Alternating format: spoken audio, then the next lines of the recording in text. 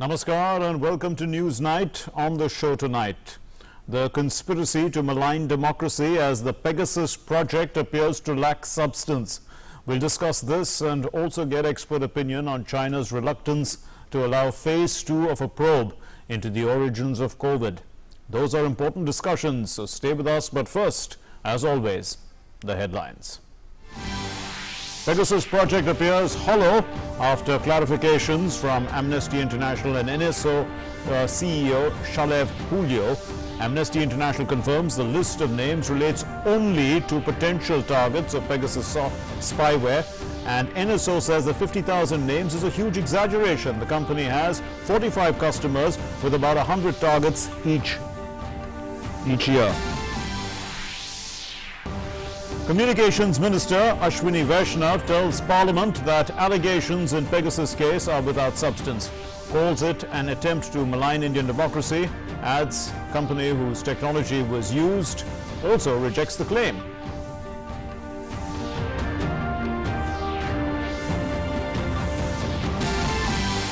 The government and the Bharatiya Janata Party both target the opposition after Pegasus is damn squib. Now, Meenakshi Lekhi says that the story was an attempt to defame India, and senior advisor in the Ministry of Information and Broadcasting, Kanchan Gupta, calls it a laughable snooping story spun around an indicative list manufactured by Amnesty International. Cabinet approves establishment of Central University in Ladakh at a cost of 750 crore rupees. Also approves setting up Integrated Multi-Purpose Infrastructure Development Corporation in Ladakh, approves production-linked incentive of 6,322 crore rupees to make the country self-reliant in the steel sector. The Prime Minister says that steel sector will get a massive impetus because of the scheme.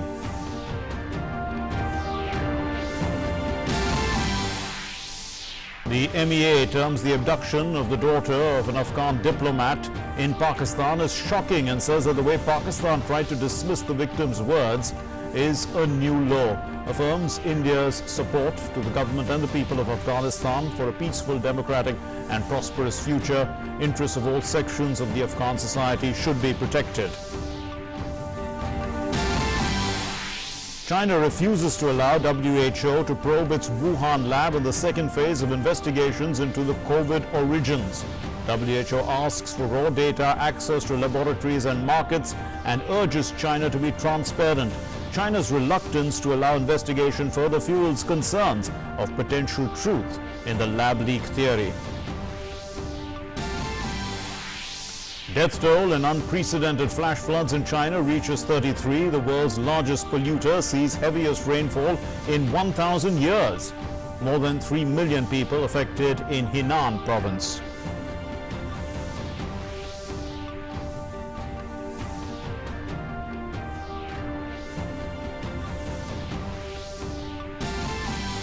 Countdown for the inauguration of Tokyo Olympics 2020 begins. Opening ceremony to be held on Friday evening. All athletes will not be able to participate in the opening ceremony due to COVID restrictions. Mary Kom and Manpreet Singh to be flag bearers of the Indian team. DD National will telecast the opening ceremony live.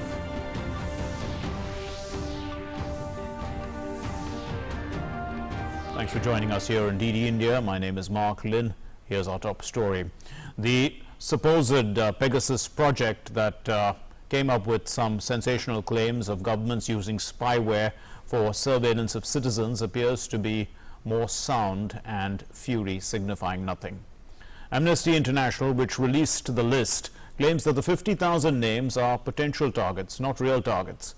And the Minister of IT and Communications, Ashwini Vaishnav, told the Rajya Sabha that India has time-tested processes to ensure unauthorized surveillance does not occur, and there is no substance behind these allegations. Highly sensational story was published by a web portal on the 18th July 2021. Many over-the-top allegations have been made around the story. Honorable Chairman Sir, the press reports have appeared a day before the monsoon session of Parliament. This cannot be a coincidence, Honorable Chairman Sir. In the past, similar claims were made regarding the use of Pegasus on WhatsApp. Those reports had no factual basis and were categorically denied by all parties. including in the Supreme Court. The press reports of 18 July 2021 also appear to be an attempt to malign the Indian democracy and its well-established institutions. Government of India making it clear that recent media reports around the use of Pegasus software are of malicious intent. A list of 50,000 names whose mobile phone devices were allegedly targeted by spyware Pegasus was revealed as part of the Pegasus project. Amnesty International's Security Lab provided forensic analysis and technical support for the project, while a media consortium conducted the investigation. However, Amnesty International continues what some may call double-speak, saying the data is irrefutably linked to potential targets of NSO Group's Pegasus spyware. Clearly, the list that was published in multiple media portals worldwide is a list that could be considered merely as NSO's potential interests. First, it now stands demolished that this so-called list of 50,000 numbers lacks authenticity of any kind. Second is to expect the world to believe that just because Amnesty has come up with a collated list of numbers, which Amnesty International by its own admission believes are possible or potential targets of snooping, that the whole world should believe it as the gospel truth. That is rubbish. NSO, the company which builds the spyware, has denied that this is not a list of their customer and has no corroborative evidence of any connection between the list which is in circulation or their customers. Repeatedly, these kinds of narratives are built only to damage the reputation of India, so that the new ecosystem which government is trying to create to secure the data of Indians. In a statement in Rajya Sabha, Communication and IT Minister Ashwini Vaishnav has also stated the publisher of the report states that it cannot say if the numbers in the published list were under surveillance. The company whose technology was allegedly used has denied these claims outrightly, and the time-tested processes in our country are well established to ensure that unauthorized surveillance does not occur. When we look at this issue through the prism of logic, it clearly emerges that there is no substance behind this sensationalism. Lambasting the media reports, senior advisor in the Ministry of Information and Broadcasting, Kanchan Gupta, said that laughable snooping story was spun around an indicative list manufactured by Amnesty International.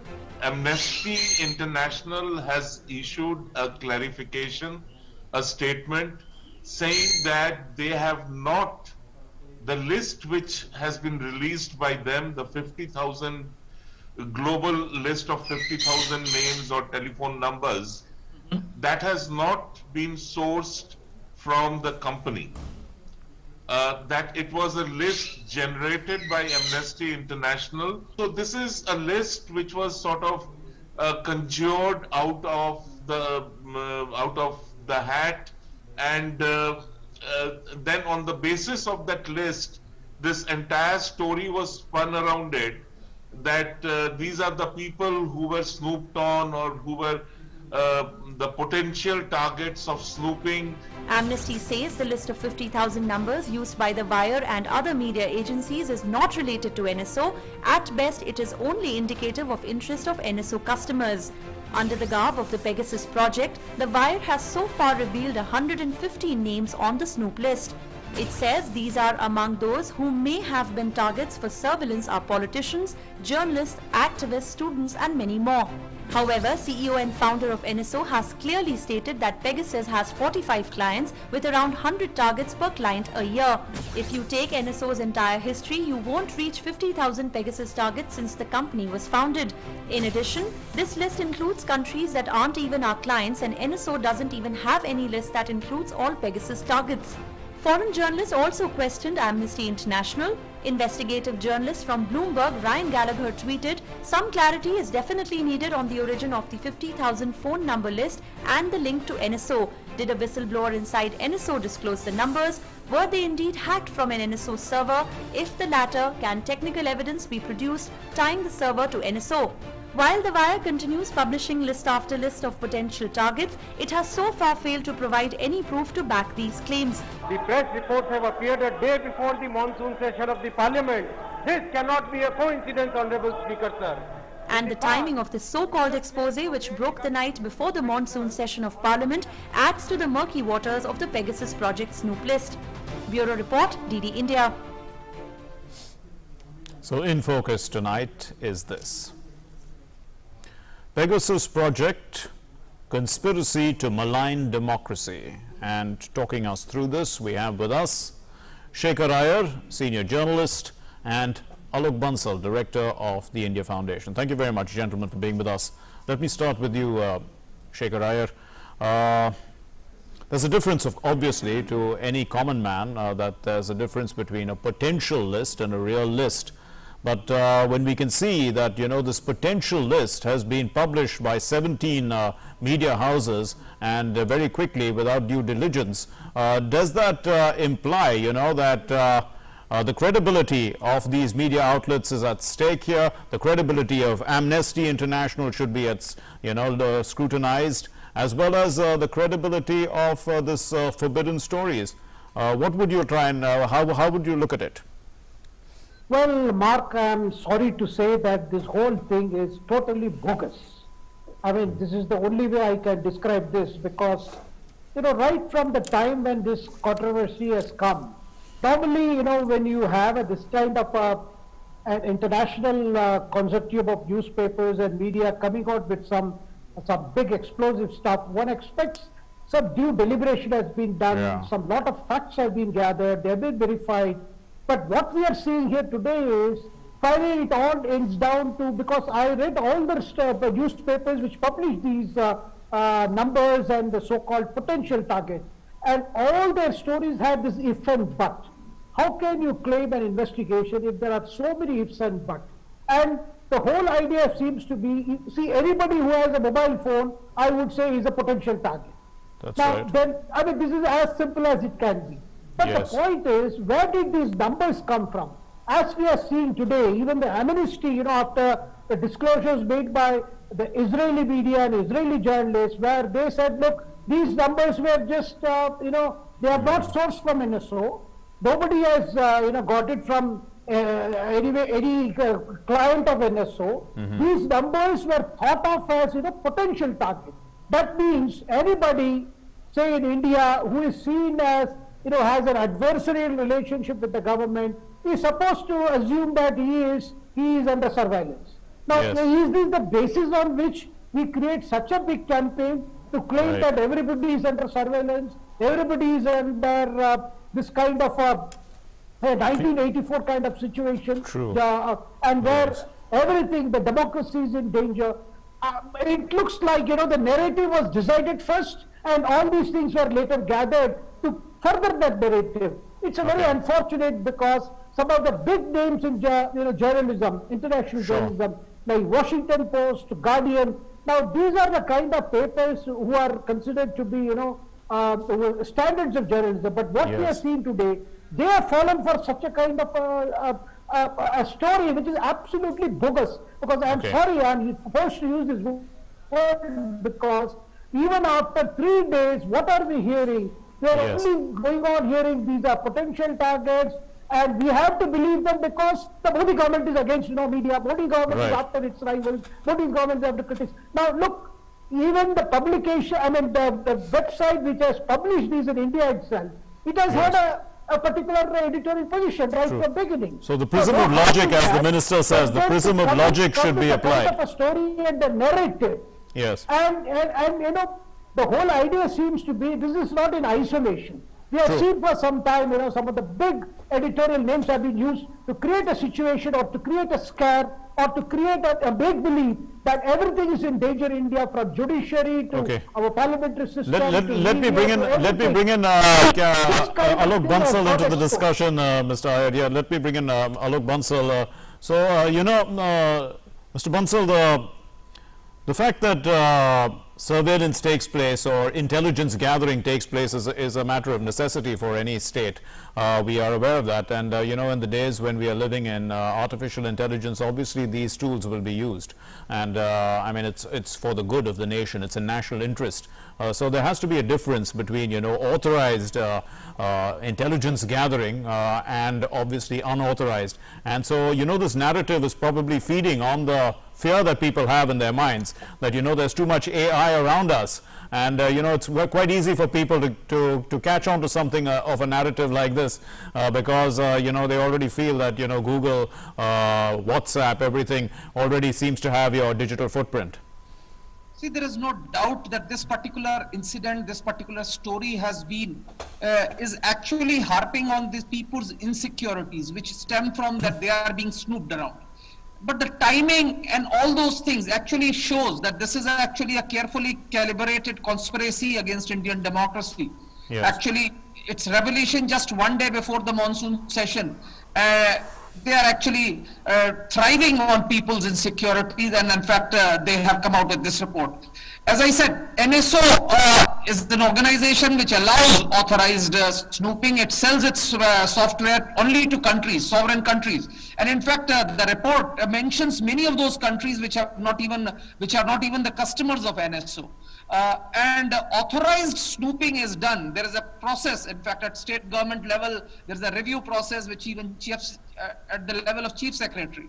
At central level, it's actually reviewed all the way up to cabinet secretary. We have a mechanism by which there is no misuse. The government has created a mechanism whereby authorized snooping can only be done against anti-national elements or terrorists or Yes. people, criminals who actually are needed to be snooped upon by the security agencies, by the intelligence agencies, and there is a due process of law how it is done.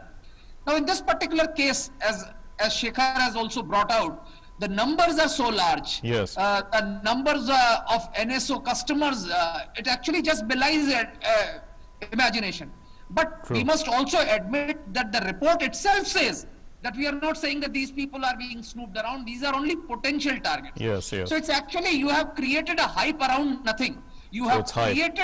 come out with a potential story which is feeding on to the insecurities of the people. Because people are currently actually concerned about the AI, overdose of AI, which is actually snooping onto them. Google, Right. you go to any social media platform, the reports as per your interest keep coming up. So people tend to believe such things very fast, and that's why this story has been brought in, which does not say anything emphatically. So Okay. you cannot prosecute them in a court of law because they say these are potential targets, they are not targets. But Okay. at the same time, its timing, its the potential that it has actually derailed. We have seen what has happened. The parliament has not functioned. There have been so much of disturbances. Right. This actually shows that this is actually some vested interest, some ulterior motive behind this. Let me take that vested interest question back to Shekhar Iyer because, it seems that this was a leak. It doesn't look like an investigation. You have 50,000 names that come out all of a sudden. And, people are raising questions as to what's the source? I mean, was it somebody who hacked into the NSO? Is that even possible? These are the kind of questions that have come in. And so perhaps, the point is that if it is a leak, obviously the person who has leaked it will have a malicious intent. And then, a conspiracy, we can clearly say that there's a conspiracy to malign the 10 democracies that are involved here. Absolutely. I mean, we can be sure, at least in the case of India, we know for a fact, ever since 2014, when Prime Minister Narendra Modi took over, there are a lot of forces, there are a lot of, I would say, interests, which are very, very inimical to India, who have been very upset with the way the government of India has been taking some very hard decisions in terms of strategic interest, in terms of country's economic interest. And I believe that the very idea behind this to somehow create a situation where some kind of destabilization can be achieved, without which there is no bigger purpose. And also, this particular controversy baffles common sense, Mark. Look at this Israeli company, NSO. We are told even if you were to hire this company's services, you would have to pay something like $5 lakh, and that too for a very limited period for a particular number. Yes. And if you see the kind of potential targets that have been identified in India by the so-called investigation, do you really believe the government of India would spend so much of money Waste for that money. what kind of intelligence? Yes. In the era of social media, I mean, do you need some great artificial intelligence to know what the Rahul Gandhi is up to, or some people who claim themselves to be journalists are up to?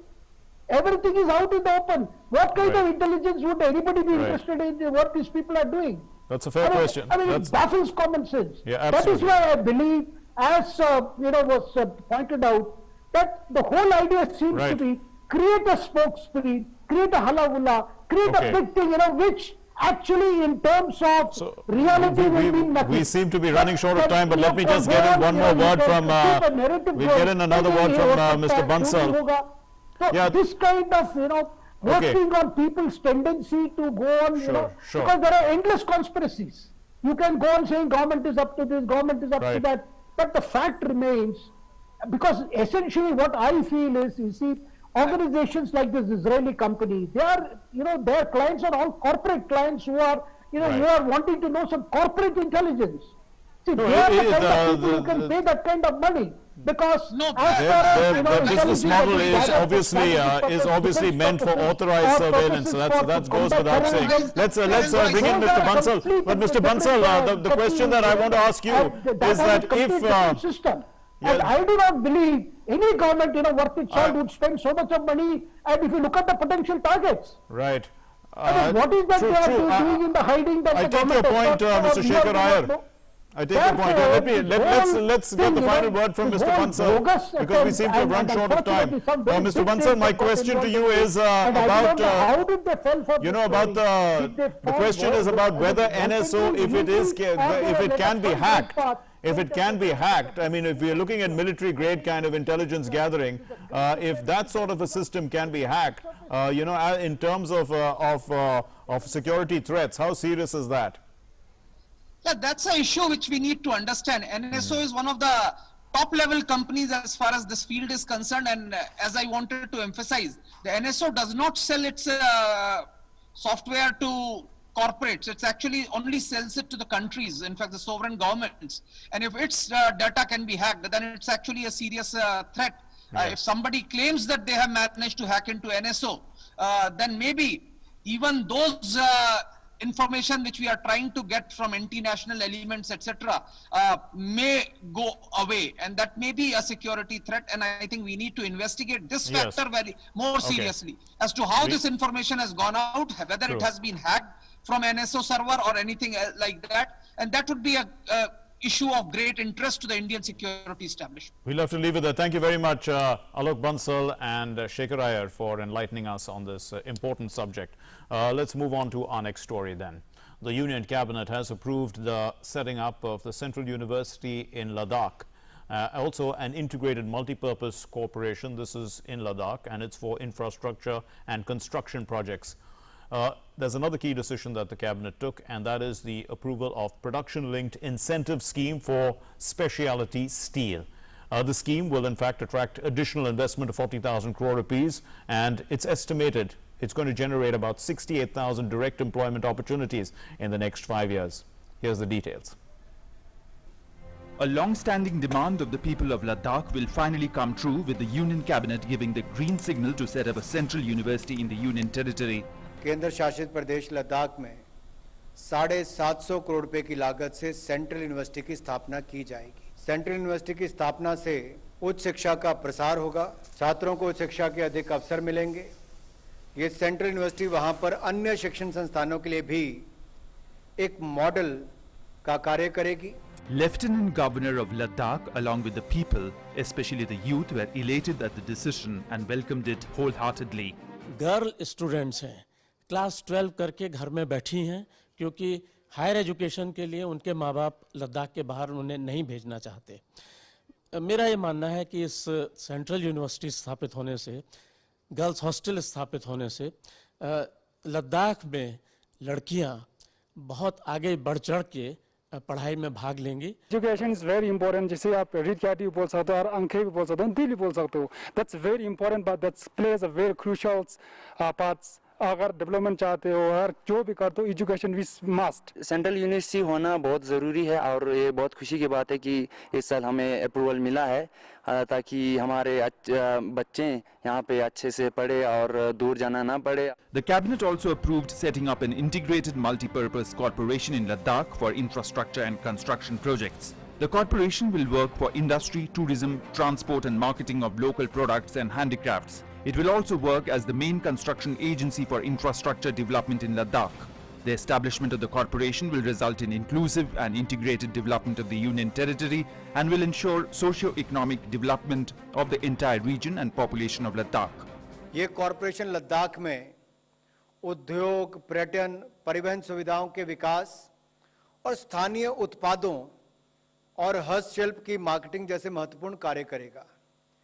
ये corporation infrastructure में के निर्माण में भी एक सहायता उपलब्ध करवाएगा और ये कॉरपोरेशन इंफ्रास्ट्रक्चर के निर्माण के लिए लद्दाख की मुख्य कंस्ट्रक्शन एजेंसी के रूप में भी कार्य करेगा। In another key decision, the Union Cabinet has approved a production-linked incentive or PLI scheme for specialty steel. Incentives worth 6,322 crore rupees will be provided over 5 years for manufacturing of these products in India. It is estimated that the scheme will attract an additional investment of about 40,000 crore rupees and is estimated to generate employment of about 5.25 lakhs. Specialty steel production link incentive scheme, इससे manufacturing को बल मिलेगा, आयात कम होंगे, जहां import कम होने के साथ साथ एंड टू एंड मैन्युफैक्चरिंग को भी इससे बल मिलेगा। Clearly, the government is committed to overall development and decisions taken today will further strengthen the goal of self-reliant India. Shailendra Mishra's report, DD India. Well, China is not going to allow the WHO to probe the Wuhan lab, a decision that can only suggest it is not being transparent about an investigation into the origins of the COVID-19 virus. The investigation into the origin of the coronavirus includes the hypothesis that it had escaped from a Wuhan laboratory. Munmur Bhattacharya puts into context this story for us. A virus that has devastated the world, infected more than 192 million people worldwide and claimed over 4 million lives. But China continues to block WHO-led global efforts to carry out a comprehensive probe into its origins. Months after the first phase of investigation into the origins of COVID-19 concluded, the WHO earlier this month proposed the second phase of the probe. For the second phase of the probe, WHO urged China to allow access to raw data and laboratories and markets in Wuhan. We are asking actually China to be transparent, open and cooperate, especially on the information raw data that we asked for at the early days of the pandemic. And we will be discussing with member states on the phase 2 and hope member states will help in guiding to address the challenges that I have already underlined among other things.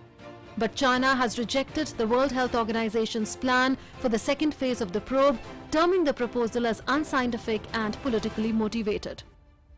The second phase of the investigation is needed as the first phase had its limitations. We should not stop exploring into this pandemic in order to prevent future pandemics. I think we should do everything possible to make sure that we deal with this pandemic properly and learn lessons so that in the future we would all be better prepared. China's reaction does not do much for its claim of science and transparency. Here we can recall the fact that even for 4 days after China had informed Wuhan officials about the outbreak, it had not informed the WHO that such an outbreak had taken place. It had cleaned allegedly several traces of what really could help in understanding the origins of COVID-19. Having said that, there were limitations of the first phase of the probe as well. The mandate did not ask the probe team to look into the other possibilities of, say, a lab leak. Last week, the WHO had criticized China's approach towards the probe, saying China did not share raw data with the WHO team that visited Wuhan earlier this year, stalling a full probe into all possible origins of the pandemic, including the possibility of a lab leak. China's intransigence has meant that the world has been denied access to crucial evidence and information needed to understand the origins of a pandemic that has wiped off millions of lives from the planet. Munmin Bhattacharya's report for DD India. Well, to throw some context into this discussion, we have with us, in fact, Prabhu Dayal, who is a former senior diplomat who is now joining us to help us understand, put this into perspective for us. Mr. Dayal, what do you think? I mean, what has China got to hide? Shouldn't they be willing to allow this investigation to take place? They allowed the first phase, but that was more, you know, on science and other matters. So they only want to stick to that. But, you know, even scientifically, there could be enough evidence to suggest that this has been doctored, that, you know, the virus seems to have had certain man-made components. Well, clearly China is trying to hide something. And it would have allowed the team from the WHO to come in if everything was hunky-dory. Absolutely. But the very fact that it has made it clear that it is not going to allow the team to come shows that whatever was going on at the Wuhan virus laboratory was not above board.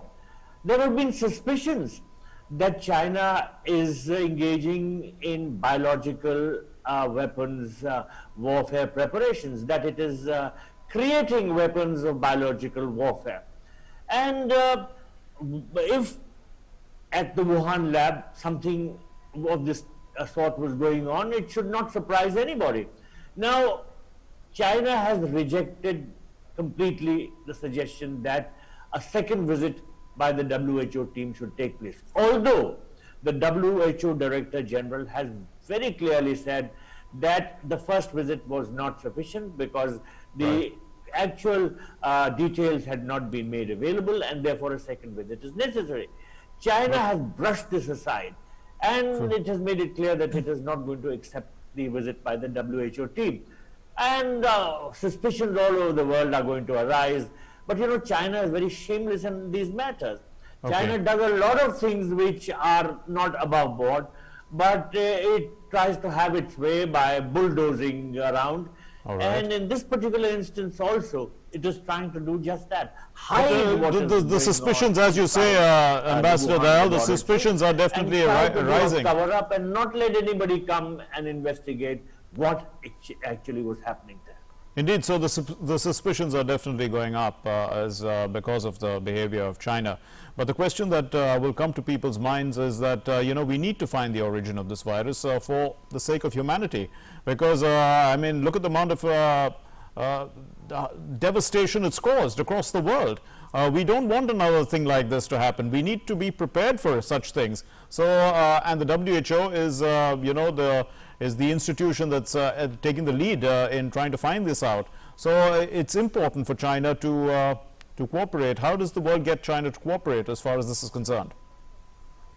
Well, you know, the maximum amount of pressure which is possible should be exerted on China, whether it is at the United Nations or whether it is at the forthcoming G20 summit or at any forum whatsoever. Pressure has to be mounted on China to let the WHO team visit the Wuhan laboratory and see whether this virus resulted from a laboratory leak. Of course, if things were merely concerning a leak, China could have allowed. But I have suspicions that China is trying to hide something much bigger, and that is really its preparations for biological weapons. China is certainly up to something that is not good at all, that is in the nature of hanky-panky. And that would endanger world health, world security, world peace, and world happiness. Pressure, of course, should be mounted on China. Whether China will relent is another matter, you know, because China uses all its muscle power, its checkbook diplomacy, whatever means it can muster to have support around on its side, to kill all such moves, to open up an investigation into whatever wrongs are happening in that country. The Wuhan virus laboratory, virology laboratory, was certainly behind whatever happened in the nature of the pandemic. The world has suffered hugely, as you mentioned, from COVID-19, and China bears responsibility for it. But will China own up? So I agree with you. Pressure has to be mounted. Pressure has to be brought to bear on China to allow a visit from the WHO team to come there to see what exactly were the circumstances. Because, as you said, something like this could happen once again, and the world certainly cannot afford that. So the question is, imposing costs on China if it was, indeed a biological weapon. So that is perhaps one concern, that if the Chinese are hiding something, and the other concern is that even if it was an accidental lab leak, should China bear some sort of responsibility to the world community for this devastation that is caused the loss of so many lives and the wrecking of the economy, the world economy? China should certainly bear the costs because it has been responsible for whatever happened. Now, of course, China is trying to shift the blame onto the United States, and it's suggesting that the COVID-19 virus was created in a defense laboratory in the United States.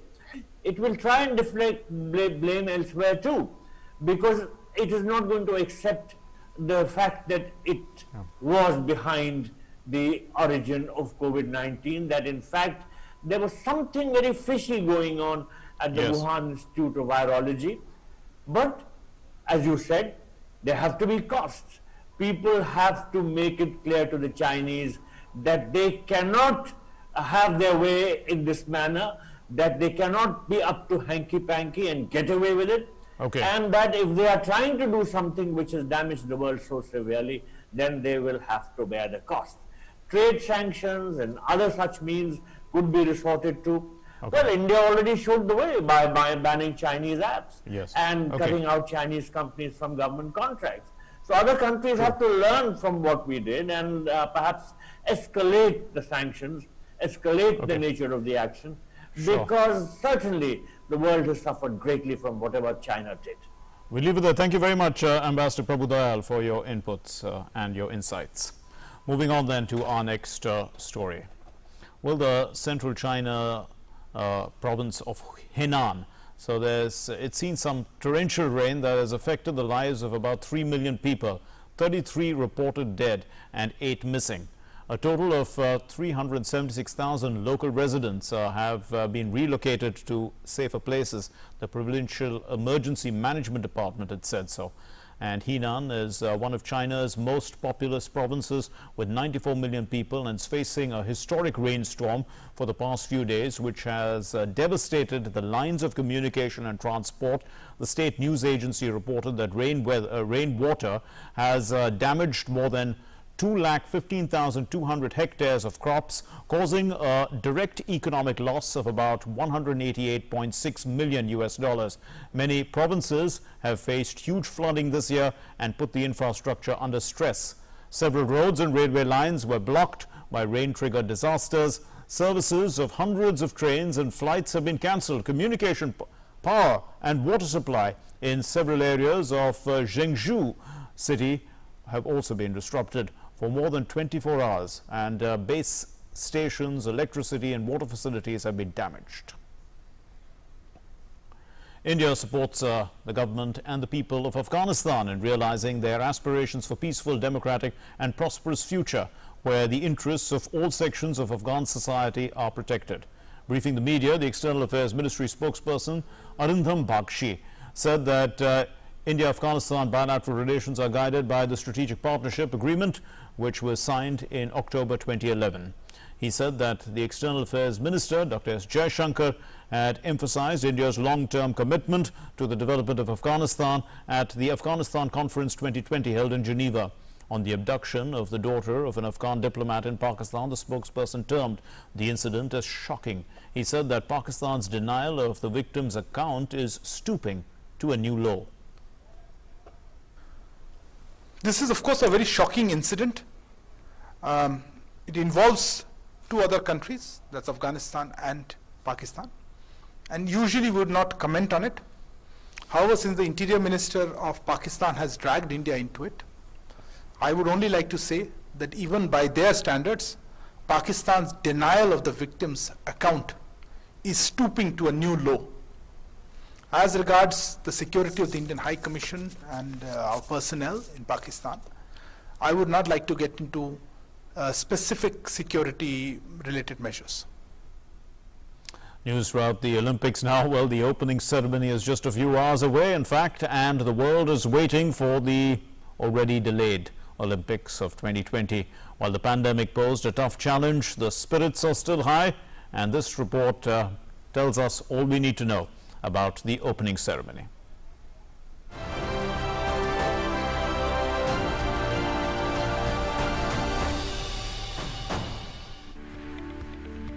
Sports fans across the world are eagerly awaiting the start of the Summer Olympics in Tokyo from Friday after a year-long delay due to the COVID-19 pandemic.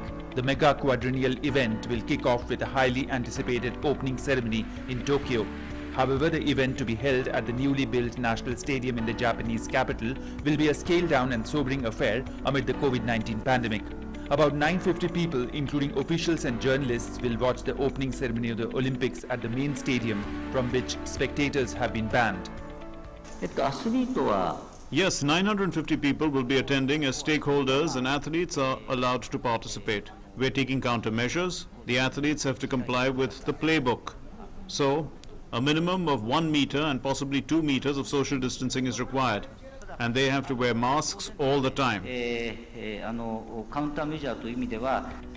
The opening ceremony of the Games will feature beautiful Japanese aesthetics. Japan had announced that the participants will be competing in empty venues so that the health risks amid the COVID-19 pandemic can be minimized. It is very unfortunate to hold the Games under such situation of the pandemic. But the athletes have prepared for Olympics every 4 years. And I think with the Games delay for 1 year, it makes it more difficult for them. So I want to support the athletes so that they can enjoy the Games.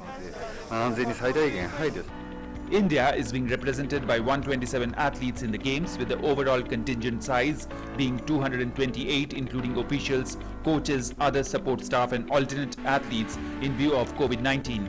Few athletes and 6 officials from the Indian contingent will attend the opening ceremony at the National Stadium. 6-time world boxing champion MC Mary Kom and Manpreet Singh, the men's hockey team skipper, will be India's flag bearers at the opening ceremony. The march past will be in Japanese alphabetical order, and India number is 21st in march past as conveyed to the Indian Olympic Association.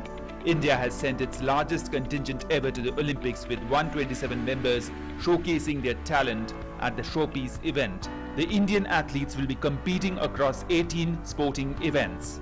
India's public broadcaster Prasar Bharati has made elaborate arrangements to bring the live action to its viewers. DD National will telecast the opening ceremony live from 4:30 p.m. in the evening. DD Sports will broadcast the Tokyo Olympics live daily, while other channels of Doordarshan and All India Radio will air special programs on the mega international sporting event. Different sporting events at the Olympics will be broadcast live daily on DD Sports from 5 a.m. to 7 p.m. Daily shows on Olympics on DD Sports include India at Tokyo at 8:30 p.m. Olympics highlights at 9 p.m. and Olympics Start Zone at 9:30 p.m. Daily shows on Olympics on DD India include special program every day at 8:30 p.m.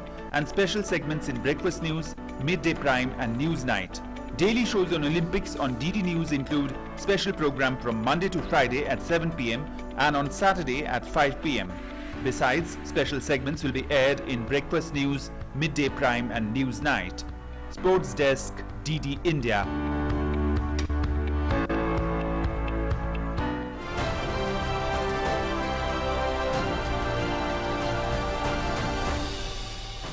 Well, there's a lot more to the Olympic Games than the Games itself.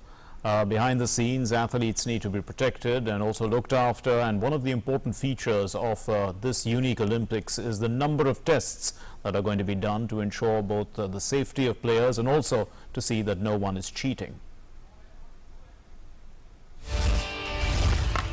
On day 2 of softball at the Tokyo Games, host Japan earned an extra innings victory against Mexico, joining United States at 2-0 in the standings, while Australia defeated Italy, who dropped to 0-2 and have yet to score a run in the tournament. The action will now move south to Yokohama Stadium on Saturday after a break for the Olympics opening ceremony on Friday. US First Lady Jill Biden arrived at Yokota Air Base in Japan on Thursday afternoon. Jill will attend the opening ceremony on Friday as well as meet with Team USA athletes and US Foreign Service officers. Later, US First Lady met Japanese Prime Minister Yoshihide Suga and his wife Mariko Suga. Biden is leading the United States diplomatic delegation at the Olympics. To protect the health of the athletes and protect the integrity of the competitions, International Testing Agency will collect a total of 5,000 samples during the Games. Over 11,000 athletes will be competing at the Games. Director Benjamin Cohen said that retesting of samples from the Sochi Olympics is a part of a regular process to check samples with newer methods. We're doing our very best to catch the cheats, and that's our role here at the ITA. We're here to obviously first and foremost protect the health of the athletes and protect the integrity of the competitions. We're here, we're fully focused, we're fully determined to do our job the best we can and to catch the cheats with the tools that we have available. So in that sense, COVID has obviously made our life more complicated, but that has not impacted our determination, our focus, and the tools that we have at our disposal. Japan's Emperor Naruhito said that he hopes the athletes' performance will be a beacon of hope for a new future at a meeting with International Olympic Committee officials. Staged ceremony for the Olympic torch relay was also held behind closed doors. The Olympic torch has travelled through all 47 prefectures in Japan over the last few months. The final day of the relay will overlap with the opening ceremony of the Games on Friday. After a year of postponement due to the global pandemic, the unprecedented Games will be held mostly without spectators and under tight quarantine rules. Well, the Union Minister for Sports and Youth Affairs, Anurag Thakur, also launched a campaign called Hamara Victory Punch, and many celebrities have enthusiastically participated in this campaign. Yuvraj Singh Thakur और मेरे साथ मेरे साथी सांसद भारतीय खिलाड़ियों का Olympics में मनोबल बढ़ाने के लिए हम सब लोग इकट्ठे हुए हैं और ये रहा हमारा victory punch. Union Minister of Sports and Youth Affairs Anurag Thakur has encouraged everyone to cheer for Team India at the Tokyo Olympics while rolling out the campaign Hamara Victory Punch. Cheering for Team India from outside the Parliament House along with other MPs, Anurag Thakur has urged people to cheer for Team India and tag 5 friends and family members to show their support for Indian contingent at the Tokyo Olympics. Launching the campaign Hamara Victory Punch, Union Minister of Sports and Youth Affairs tweeted, Hamara Victory Punch by parliamentarians across party lines, a show of support and wishes from the Temple of Democracy for Indian Olympic team at Tokyo 2020. Have you posted your Victory Punch yet? Hashtag cheer for India and send your wishes to our amazing athletes in Tokyo. Actor Akshay Kumar also joined the campaign while cheering for Team India. मुझे यकीन है कि हमारी ढेर सारी encouragement और दुआओं से हमारे खिलाड़ी टोक्यो ओलंपिक्स में हमारे देश का नाम रोशन करेंगे। मेरी टीम है आप सब अकियंस। तो अकियंस आप भी अपना वीडियो बनाइए अपनी टीम के साथ और #cheer4India के साथ उसे सोशल मीडिया पे पोस्ट कीजिए। अपने 5 दोस्तों को टैग करना मत भूलिएगा। याद रखिए भारत की जीत, भारत की हार, हम सबको देना है भारत का साथ। While Kiren Rijiju, Minister of Law and Justice, also joined in. To support and encourage our Indian players in the Tokyo Olympics, here is our victory punch. Cheer for India! Former tennis player Leander Paes and cricketer Krunal Pandya also showed their support for the Indian contingent at Tokyo Olympics. Hi, let's support our Indian contingent at the Tokyo 2020 Olympic Games. Cheer for India. हमारा victory पंच। आओ अपनी आवाज में जोश बढ़ाए, stadium ना सही कहीं से भी अपना एथलीट का हौसला बढ़ाए। Come on India, let's cheer for India. The Indian contingent will represent the country in the Tokyo Olympics slated to kickstart from the 23rd of July 2021. A total of 127 athletes across 18 sports disciplines from India will feature in the upcoming Tokyo Olympics, making it to the biggest ever contingent India to send in any Olympics so far. Sports Desk, DD India. Cheer for India, Mara victory punch. Well, farmers who are asking for a repeal of farm reforms, they took up their protest once again. And what didn't go down too well was the scant respect that they had for COVID protocols, as well as they manhandled some of the media persons. Now, the Delhi police had allowed 200 farmers to protest peacefully. This report tells us more. Farmers have been protesting for several months against 3 farm laws brought by the union government. The farmer organizations reached Jantar Mantar on Thursday to register their protest. Tight security arrangements were in place since morning in view of the protest. However, farmer leaders including Rakesh Tikait were seen openly violating COVID norms. Passers-by and general public around Jantar Mantar were also greatly inconvenienced because of the protests. किसानों ने रास्ता रोक दिया, इसलिए दिक्कत हो रही है हमें आने जाने में। ऑटो वाला भी नहीं मिल रहे और ऑटो वाला आ भी नहीं रहे अंदर हो रहे, रास्ता इस बारे बंद है। सिप्पी जाना था हमें और अब घूम के जा रहे हैं हम। मैं यहाँ से पास में तुरंत जा सकते थे, अभी पूरा अगर जाना है तो फिर घूम के जाना पड़ेगा। Even though Delhi police was fully prepared to tackle any eventuality, farmer leaders manhandled media persons during their protests. Meanwhile, Union Agriculture Minister Narendra Singh Tomar has reiterated that farmers should state their objections to specific clauses of the laws. The government is and always has been open to holding discussions with them. सारा देश इस बात का साक्षी है कि वो किसानों के हित में हैं, किसानों के लिए लाभप्रद हैं, किसानों को विकल्प उपलब्ध कराने वाले हैं, उनकी आमदनी में बढ़ोतरी करने वाले हैं, उन्हें कानूनी शिकंजों से मुक्त करने वाले हैं। हमने तो पहले भी इस बात को कहा था कि कुल मिला के जो सरकार से बातचीत हुई है उसके आगे अगर उनका कोई प्रस्ताव है तो प्रस्ताव लेकर आएंगे तो हम चर्चा करेंगे। Delhi police allowed 200 farmers to protest peacefully under some conditions at Jantar Mantar, but violation of COVID protocols during a pandemic raises concerns. With Bureau Inputs, OP Yadav's report for DD India. Well, it's been raining profusely in Mumbai and surrounding areas, and the Chief Minister Uddhav Thackeray held an emergency meeting and he took stock of the flood situation in Ratnagiri and Raigad districts. It has been raining heavily in Himachal Pradesh as well and Karnataka, and on its part the NDRF has made an assessment of the situation across the country and it's prepared to step in whenever required. Due to heavy rain and waterlogging at many places, the pace of life in the commercial capital of Mumbai has come to a standstill. It is raining intermittently in Mumbai from Wednesday night. Due to rain in Thane and Palghar districts adjoining Mumbai, people had to face a lot of problems. Rain is continuously taking place in Ratnagiri district. In Kolhapur district, heavy rain is taking place and the water level of Panchganga river touched the danger mark. 2 teams of NDRF have been sent to Kolhapur.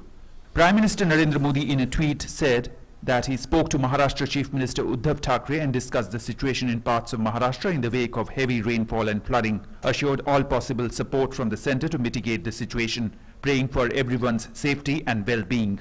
Chief Minister Uddhav Thackeray held an emergency meeting and took stock of the flood situation in Ratnagiri and Raigad districts due to heavy rain in the past 24 hours. The Met Office has issued red and orange alert on the Konkan coast for the next 3 days. Chief Minister has directed the disaster management agencies and other related departments to be alert and carry on rescue operations. Chief Minister Uddhav Thackeray has called upon all agencies to work cautiously, taking all the precautions. Where there are COVID patients, alternative arrangements have to be made. In Himachal Pradesh, after heavy rain in Kullu due to landslides, movement on the national highway was disrupted. And in Karnataka, due to continuous rain in Hubli, normal life was thrown out of gear. In Odisha, heavy rain is forecast in the next 24 hours. Low pressure area has formed over northwest and adjoining Bay of Bengal region, and we are expecting widespread rainfall, and it has occurred since last 2 days. It is continuing widespread rainfall across the state.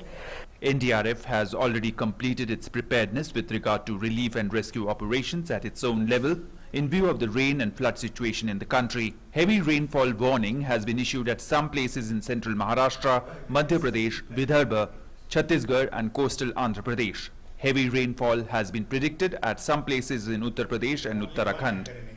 Bureau Report, DD India.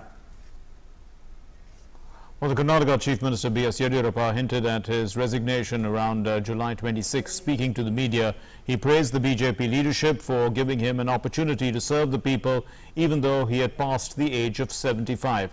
Hundreds of seers from various maths have been meeting Yediyurappa since the last 2 days, and they've been urging him to continue as Chief Minister as long as he is able to do so. Yediyurappa also held meetings with his ministers. BJP leaders gave an opportunity, though there is no provision to be in the post after 75 years. BJP supported me for 2 years. There is an important event on July 26th to mark 2 years in office as Chief Minister. After that, I will abide by whatever decision is taken by the High Command. I request people not to protest with regard to this.